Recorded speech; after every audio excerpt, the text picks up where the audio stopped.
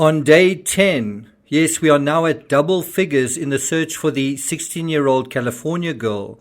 We finally received what appears to be confirmation on what Kiely Rodni was wearing at the party. Hello and welcome to True Crime Rocket Science, the most authentic voice in true crime. Well, from Placer Sheriff over the weekend, we've learned the following. They say, quote, "We have developed information that Kiely was seen in a video earlier in the evening at the party wearing a white sweatshirt pictured in this photo. It's unclear whether Kiely was wearing the sweatshirt when she was last seen." Now, just to reinforce how little information has been coming out from the hundreds who attended the party, we still don't know what she was wearing when she was last seen. We still don't know what clothing to look out for when she was last seen. Still is uncertain. Was she wearing this or that? Before we get to the rest of this episode, if you haven't subscribed to the channel, please do. Like, share, leave a comment. Obviously, if you're enjoying the coverage, be sure to hit the thanks button. And let's get started.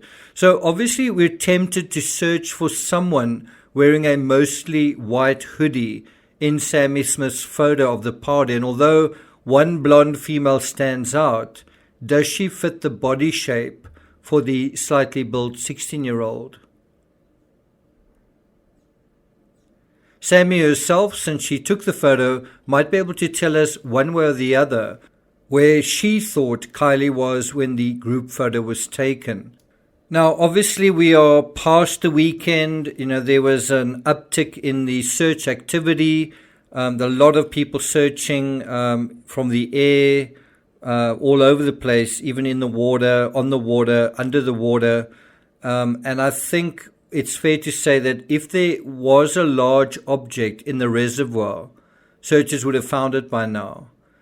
Terry Dean, who also went to the area, said they don't believe that the vehicle is basically in that reservoir. They would have found it if it was there. So I don't think the vehicle is in the water. That may be the most logical inference given the little information we have to go on.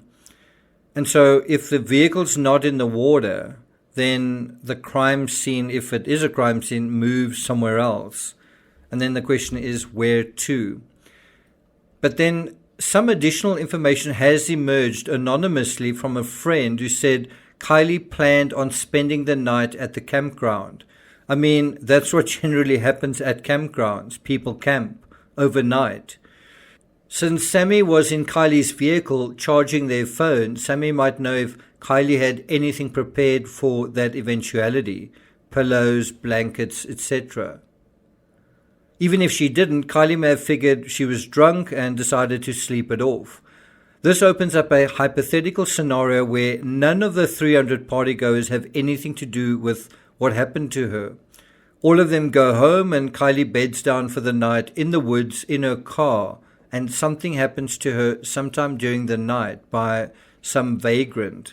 This scenario fits in the sense that everyone who attend the party basically have transport there and back. And so anyone who arrived with a group or with their own vehicle would clearly be missed if they didn't return with the same group or vehicle, in the sense that they took Kiely's vehicle instead or went with Kiely somewhere.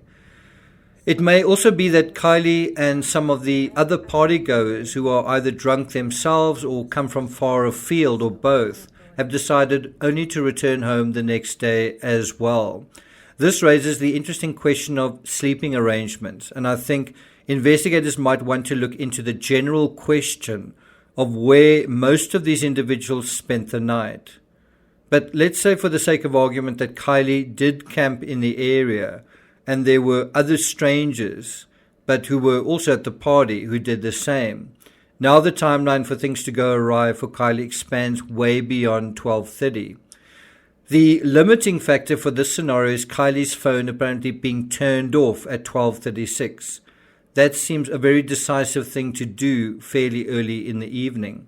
It's also not clear what Captain Sam Brown of the Nevada County Sheriff's Office means when he says, just because it was last pinged there, that doesn't mean that that's where the phone stopped being. There's lots of reasons of why those notifications or data points could be lost.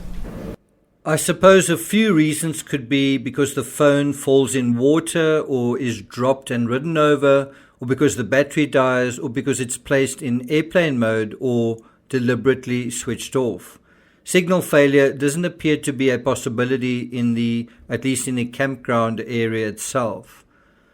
There are obviously high mountains in the area, and you would think that might interfere with signals and pings. Now, I know when I attended similar parties in my country, it was a sort of tradition to stay awake until the sun came up. And there was the question of making out and sex, whether it was on the cards and who was doing it.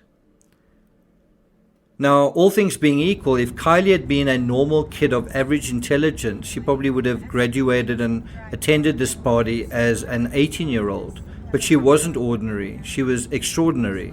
She was graduating early, and so she was unusually young to be going to this party. The age of consent in California is 18, which means engaging in sex with anyone under that age could be charged with a serious crime. And I think that is, in a way, a shadow that is hanging over this whole case, that aspect. Now, in a scenario where Kiely doesn't come home after a party and that's all you know, it's difficult to imagine that there wasn't some kind of sexual encounter. Did it happen consensually? Did it happen consensually with a stranger? Was Kiely in the habit of getting intoxicated? Or was her drink spiked with MidaZolam? And I'll put a link in the description for a little bit of detail about MidaZolam. So I think it may be that happened and it was followed by the same someone stealing her vehicle or someone else opportunistically stealing her vehicle. But 10 days into the search for Kiely, the possibilities seem to be increasing. Do you see that? Rather than narrowing down. And that is never a good sign when someone goes missing. I think one of the ways to investigate this case is to speak to Kiely's closest friends and ask them about Kiely's habits and personality, especially during a party. But the problem with all of that is, even if you have expert knowledge of that, even if you know what she was like, when someone is intoxicated, they, by definition, don't necessarily act rationally. They don't necessarily act within their personality. In certain areas where they would tend to be inhibited, they aren't. And that is certainly what makes this quite a difficult case.